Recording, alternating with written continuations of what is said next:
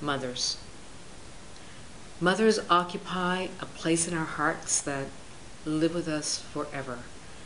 Unfortunately, some of us don't get to have them around for as long as we want, to watch all those special moments in life that we cherish as we pass from one generation to another. That was the case for my mother, who watched her mom, my grandmother, who was diagnosed with breast cancer in her 50s. Granted, I was very young back then, but the memories of the anguish from my mom, they're very vivid. Watching her mom slip away, the silence and despair, you could feel it. It was palpable. They were hanging on every word the doctor said, but not hearing what they hoped to hear. Yeah. Instead, they watched my grandmother in more and more pain as the chemo wreaked havoc on her body, until the entire ship went down with the very treatment that was supposed to save her.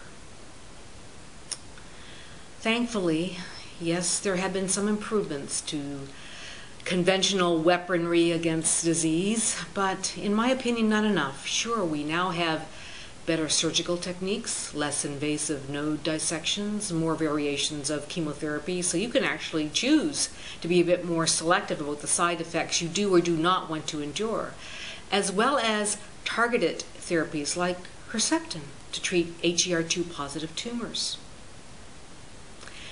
We've even come to the realization that not all tumors respond to the same treatments, such as the case with hormone-sensitive tumors that respond to hormone therapy, but not chemotherapy.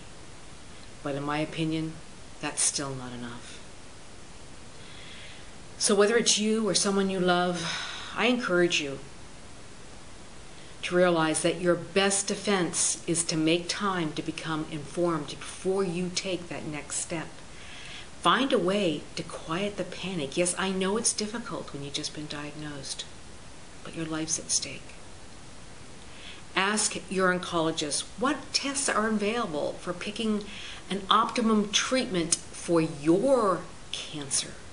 We're talking about personalized choices. So you can do what's best for you, for your body, for your type of cancer. So you can sort your way through the maze of treatment options that'll be thrown at you. And if you don't like the answer, get a second opinion. Don't be intimidated.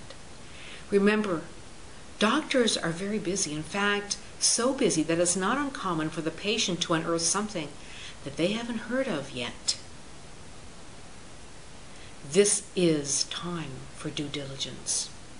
And that brings me to a vision that I'd like to share with you today, one that I think that, if embraced, could very well bring us closer to a cure. You see, we seem to have this us versus them tug-of-war going on. You know, we're either for alternative or for conventional methods, more often than not, instead of being for closing the gap for mutual benefit. Why not take the best from both worlds, so to speak? But meanwhile, research is segregated off into one corner inside the oncology world.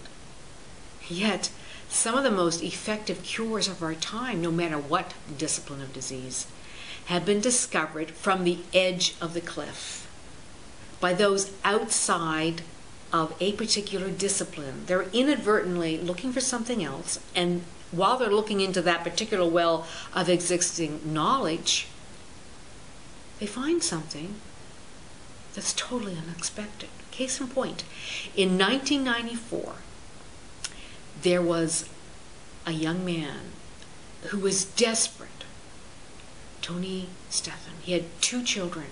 They both had raging bipolar disease. And in fact, his son was so bad that he was afraid that his son was going to kill him. And so one day when he was helping lay new carpet in the churches, in his community church, he just vented, and one of the men that was working with him happened to be an animal feed specialist. And so he said, you know, your son's bipolar condition sounds like the ear tail biting syndrome in pigs. Yes, I said P-I-G-S, pigs. And you see, this man cured pigs with this ailment by changing their diets. So this father and this animal feed supplement specialist, they got together and they created a human version of the pig nutritional regimen to give to his children. And guess what? Within about 30 days on a daily dose of this micronutrient supplement, his son's symptoms vanished. Yet all the medications that his doctors previously had put him on had absolutely no effect on his violent mood swings. And on top of that, after only 4 days of this supplement, his daughter's life-altering hallucinations totally subsided. Imagine what a relief that was for that child. Now remember, I come from the traditional medical model. And I can tell you that the majority of responses to a story such as that would be, oh, that's ridiculous. Yet come to think of it, we do use pig skin in certain surgeries. Anyway, we are so funneled into our own way of thinking. When I say we, the medical establishment in their particular specialties, we get protected, very protective about being right. And sadly, we often refuse to see these little doorways that could lead to a better way. And on a similar note, about a decade ago, this guy named Paul Edward wrote Plague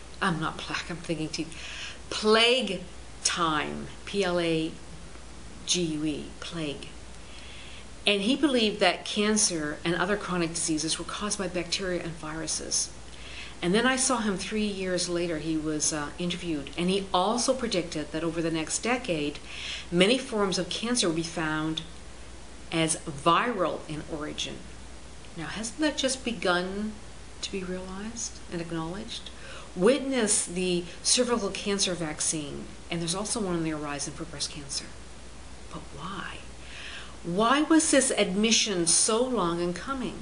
Well, you see, just like the pig cure story, all medical disciplines, the oncology community included, are made up of professionals whose careers are entrenched into contributing to a particular body of knowledge. So if you immerse yourself in one aspect of such a specialized body of knowledge, we're only human beings, so we as humans tend to regard it as our baby, and we can become quite defensive about it. Then add to that the self-interest in protecting one's career, and oftentimes the esteem among one's peers that go with it. So the incentive to change one's mind, as it were, can be pretty low. In other words, the very dynamic, and to some extent the politics of the cause, hold us back. That's why, in honor of mothers everywhere, and to those yet to be mothers, and for all the men and women who love them, I support looking at treatment options and cures from a multi-perspective, multi-contribution approach, so we all have an input. In other words, the cure does not have to be restricted to the world of medicine. Hence, ask Dr. You. And also ask yourself,